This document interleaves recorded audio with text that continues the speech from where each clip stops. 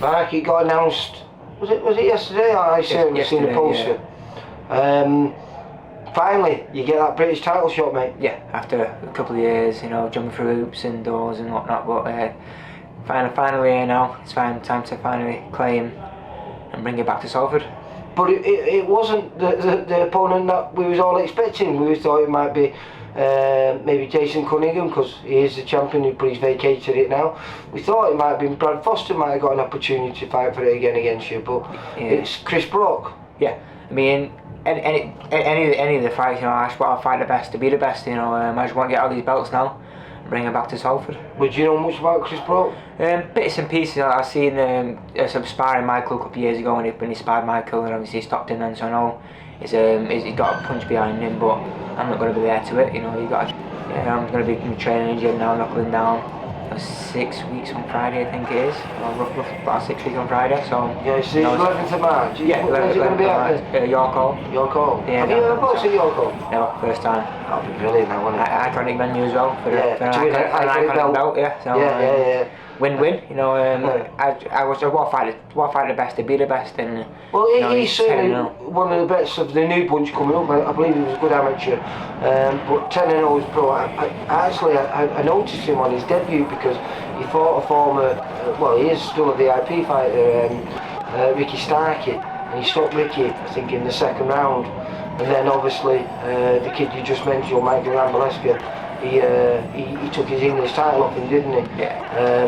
I don't think that was his last fight, but I think he's had 1 or 2 since then, but I've not really followed him. But he did something what not many people do, and I think was it the first or the second round? I can't remember. It was earlier in the fight. Yeah.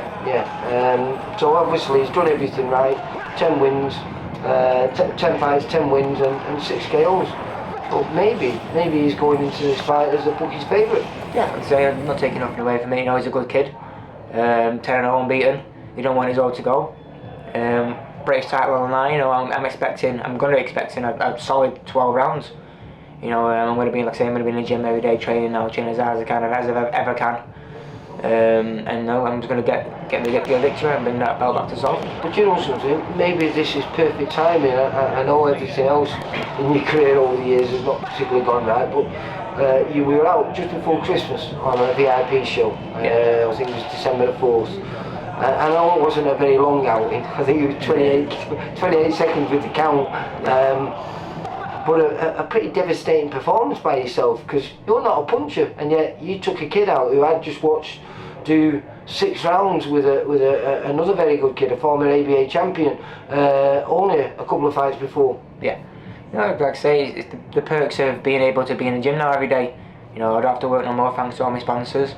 So I'm in the gym every day, knuckling down, you know, improving each day, learning things each day, looking up to Jeremy, Nigel, everyone in the gym, you know, we're all bouncing, and happy fighter, he's a dangerous fighter, and it's the happiest I've been in a while, and especially after this news now, I'm over the moon.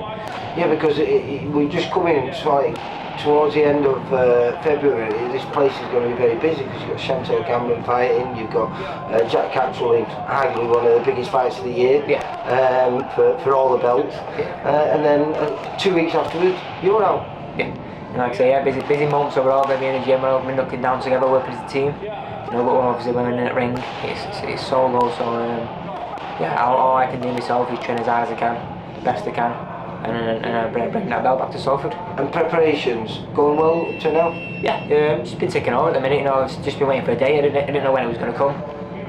Like I say, we was waiting for it to be Jason or, like I say, Brad or someone. Around about April, May time. So that's perhaps been great for you, because like I say, you had a good camp just before Christmas. I presume you wouldn't have had too long off over Christmas. No, just about a week or so over the Christmas and New Year period when the gym was shut, but still been doing the odd runs and stuff, and then when it was back open, you know, been in. So is 6 weeks plenty of time for you to... Yeah. Is it 6 weeks or 7 weeks? I think it's 6 on Friday. Yeah. Maybe Sarah might be wrong, but it's probably one of the first times I've had a full camp. So, you know, that'll also bring out more improvement in me and in my beliefs and everything else. So is this a fight where everyone knows who Marc Leach is? Yeah, definitely. Like the one on Sky. You know, I've been under the radar for so long. I've not been on the big shows like the Skies, like the last fight, or like Chris is on BT. You know, I've not been on the big platforms to perform for people who know who I am.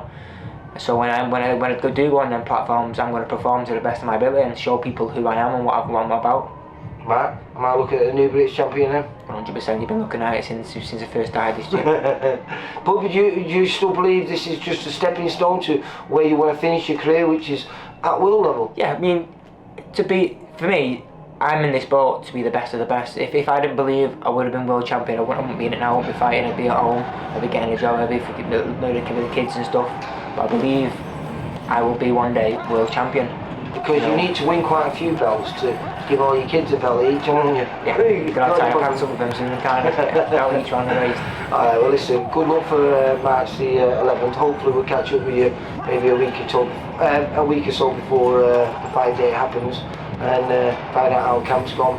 Yeah. But as you said, you look in great shape already, mate. So yeah, been in the gym taking over, so it's not like I'm starting from scratch. You know, I've been in the gym, been at reasonable fitness still getting the sparring in as well. So yeah, can't wait for March 11th. Now 6 weeks time, first time having a full camp for a big fight. Alright, well listen, good luck for March the 8th, and hopefully when I do see you, you might have that belt around your waist. No matter about it. Take care, mate. Cheers, mate. For all boxing info, news and latest interviews, amateur and pro, across the north, click and subscribe. VIP Boxing Promotions. Also Twitter, Instagram and Facebook.